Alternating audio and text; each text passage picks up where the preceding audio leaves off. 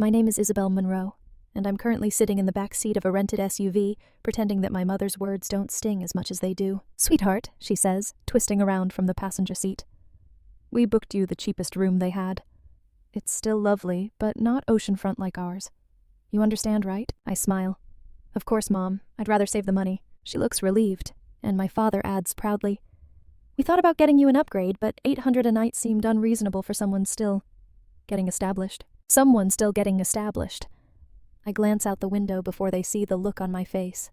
Palm trees blur past as we drive toward Aurora Cove Resort, the same resort I spent 3 years building from a strip of abandoned coastline into a place people now call California's hidden paradise. But to them, I'm still the daughter who never quite figured it out. In the front seat, my sister Claire gushes about the infinity pools and the architecture she saw online, while my younger brother Ethan jokes about how rich people probably live at places like this. I almost laugh. If only they knew. As the car turns onto the curved driveway lined with orchids and glass lanterns, I spot the valet team in white uniforms, my team. Every corner, every detail, every smile out there carries my name hidden in the brand logo they've never noticed. My heart beats faster, not from pride, but from the quiet fear of what happens when truth collides with love. Mom's voice cuts through my thoughts. Izzy, you're going to love it here. I already do, I think. After all, I built it. By the time we reached the front gates of Aurora Cove Resort, my parents had already mentioned at least 3 times how fancy it looked. The car rolled through palm-lined curves and up toward the grand circular driveway. A team of valets in pressed white uniforms stood waiting, smiling with that effortless professionalism I'd trained them to have. Now this, my father said, pulling the car to a stop, is luxury. I can't imagine what their oceanfront rooms must cost. I smiled faintly. You don't have to imagine, Dad. You signed the check for one. As the valet opened my door, I stepped out and felt the salt wind whip through my hair. The scent of the sea mingled with jasmine from the gardens. Everything was exactly as I'd designed it, each tile, each line of sight leading straight to the horizon. My mother's eyes shone with wonder as she clutched her purse.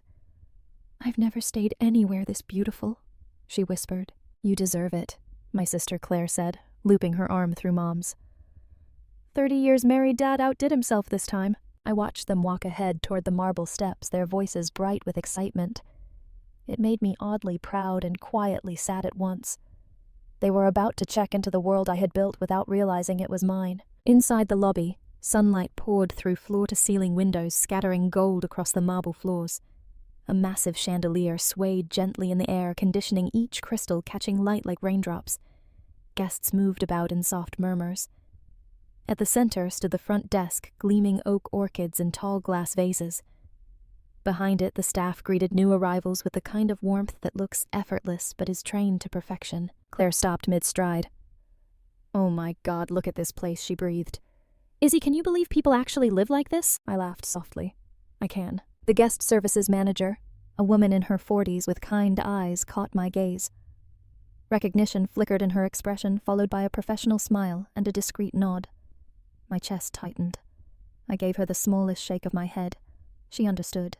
Good afternoon, she said to my father. Welcome to Aurora Cove. May I have your name, please? Monroe Party, he said proudly. 3 rooms for the weekend. Of course, Mr. Monroe, she replied, typing swiftly. I have your oceanfront suite ready, your daughter Claire and her husband in the garden view, and... Her voice hesitated just a second too long as her eyes landed on me. And Miss Isabelle Monroe in a standard guest room. That's right, Mom said cheerfully. We wanted her close by if possible. The woman smiled politely, but her confusion was clear. I could almost see the system flagging my name owner priority. A bead of sweat slid down my spine despite the cool air, and then from the far end of the counter a familiar voice called out, Miss Monroe, welcome back. The air seemed to still. The lobby seemed to quiet the second my name left his mouth. Miss Monroe, welcome back, Daniel said, stepping out from the office with that confident warmth that made him the state's best GM. To my family, though, his tone sounded like a puzzle. Mom frowned. I'm sorry, have we met? Daniel hesitated, smile faltering. My apologies. Must have mistaken you for someone else. He looked at me, sensing my silent plea to stop, but it was too late. Welcome back, my sister repeated. Izzy, what's he talking about? Just a mix-up, I said lightly, studying the flower arrangement. Probably someone with the same name. Daniel cleared his throat. Sarah, could you confirm Miss Monroe's? The guest manager froze. The words owner priority flashed in gold beside my name.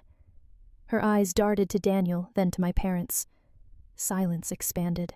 Owner priority? Dad asked. What does that mean? Sarah blurted. It's reserved for the resort's owner, sir. Time stopped. My mother stared. My brother's jaw dropped. Daniel quickly stepped in. Miss Monroe is indeed our owner. She founded Aurora Haven Group, which manages this property. Dad's voice was soft, but sharp. You own this place? I met his eyes. Yes. No one spoke. Then Claire let out a shaky laugh. You're joking, right? I wish I were. Dad sat heavily. All this time we thought that I was struggling, I said quietly. I know. Daniel stepped closer, kind but firm. Perhaps we should continue this upstairs. The presidential suite is ready. Mom blinked. We booked the garden room. Not anymore, he said with a smile. I gave him a grateful nod, then turned to my family. Let's go upstairs. I'll explain everything. We rode the elevator in silence. The brass doors reflected our uneasy faces, Mom's confusion, Claire's disbelief, Dad's quiet storm. I'd taken this ride countless times, but never had the air felt so tight. The suite opened to light and ocean air. Mom gasped. Dad went straight to the table, hands clasped. Start talking, Izzy, he said, voice calm but heavy. 6 years ago, I bought a run-down bed and breakfast in Sonoma, I began. I was working for a hotel chain, low pay, long hours, but I learned everything. I saved, took a small business loan, rebuilt it.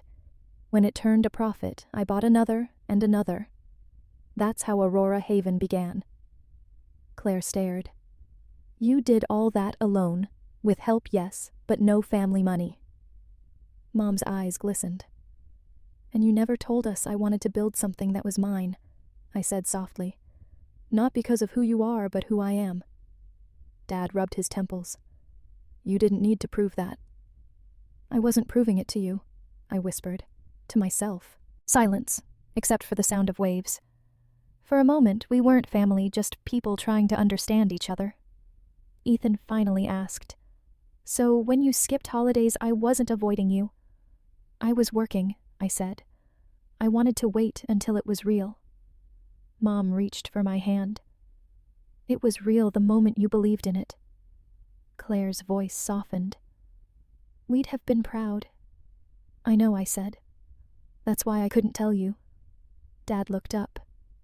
So, what now? Now we celebrate your anniversary, I said gently. And maybe start over. He studied me, then nodded. All right, after dinner. As he stood, I finally breathed. The truth wasn't a burden anymore. It was freedom finally earned.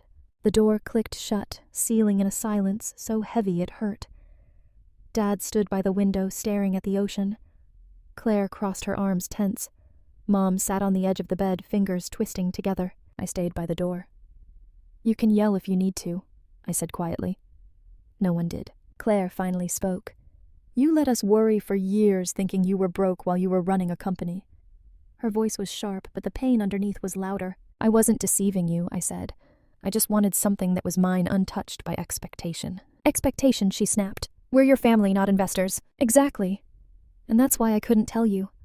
Money changes things. I wanted to stay your sister, not a headline. Ethan sighed. You can't assume we'd treat you differently. I looked at him. You already did.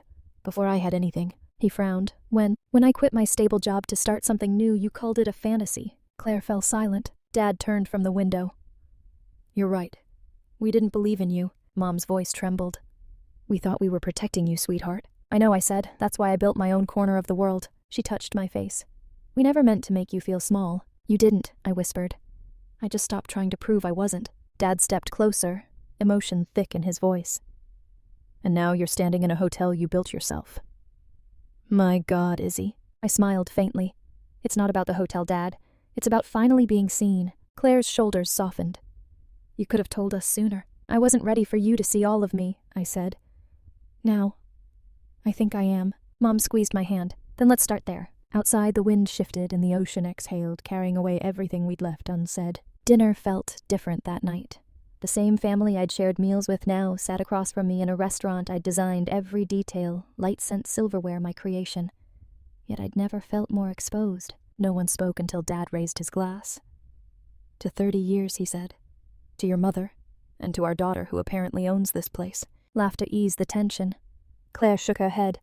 You could have given us a discount. Ethan grinned. Or a staff badge. The laughter felt real, something I hadn't felt in years. Then Dad turned serious. Izzy, I owe you an apology. When you said you wanted to start your own business, I thought you were throwing your life away. You weren't wrong, I said. I was naive, but you have to be to build something new. He nodded. You didn't need our approval, but you deserved our faith. I'm sorry. Mom squeezed my hand. We're proud of you not for the success, but for your courage. You built something beautiful without losing yourself. The words hit deep. I hadn't realized how much I needed to hear them. Claire smiled faintly. Maybe success isn't about safety, it's about doing what scares you. Ethan lifted his glass. To the brave one. I smiled. To all of us. When the sea bass arrived, I finally tasted it. Outside, the ocean stretched dark and endless, but peaceful. Conversation flowed again, stories, laughter, the easy rhythm of family finding its way back. As dessert came, Dad looked around and said, Best anniversary we've ever had. I laughed. You're the guests of honor. He winked. No, Izzy. You are. And for once I let myself believe him. I woke before sunrise. The suite was quiet, the air cool with sea salt and linen. On the balcony, coffee in hand, I watched the resort wake staff by the pool gardeners trimming hedges, guests drifting toward breakfast. Every detail was mine, yet it finally felt new. Daniel joined me, coffee steaming. Couldn't sleep too much on my mind. They took it better than I expected. So did I. He studied me. You've built an empire, Izzy. Why do you still look like you're waiting for permission to enjoy it? Maybe because I kept it hidden so long, I said. Success felt safer in silence, but lonelier too. And now it's real. I watched the sunrise turn the water gold. For once I'm not living two lives. That's worth more than profit, he said, smiling. Below my family appeared Mom taking photos, Dad waving at staff, Claire laughing with Ethan. They looked lighter. So did I. I want to start a scholarship, I told Daniel, for students who remind me of where I began. In your family's name, in all of ours. He nodded. That's a good legacy. That evening at dinner, I raised my glass. To truth, the kind that takes years to speak but changes everything. Dad smiled.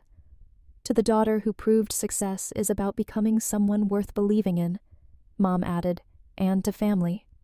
Because love isn't what we own, it's what we share. The glasses clinked softly against the hum of the sea. Later, alone on the balcony, I looked out at the glowing coast.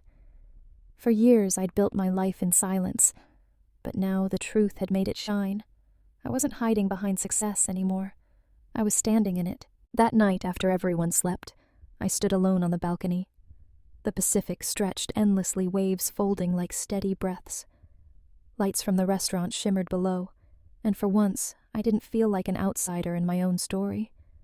The truth had been messy and painful, but it built a bridge I hadn't known we still needed. I thought of the sleepless nights, the fear, the silence I'd worn as armor.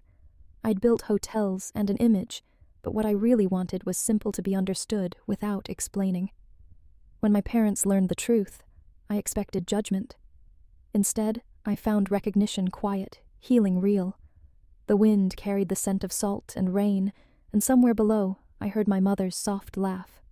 It made me smile. Dad's words echoed. Success isn't about proving anything.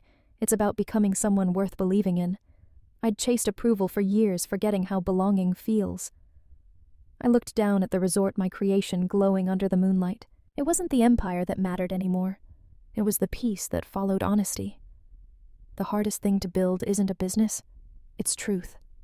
It costs pride and time, but gives everything back. In the glass door, my reflection met my eyes, no longer hiding, no longer apologizing. They said I wasn't ready for the real world. I whispered. Turns out, I just had to build mine first.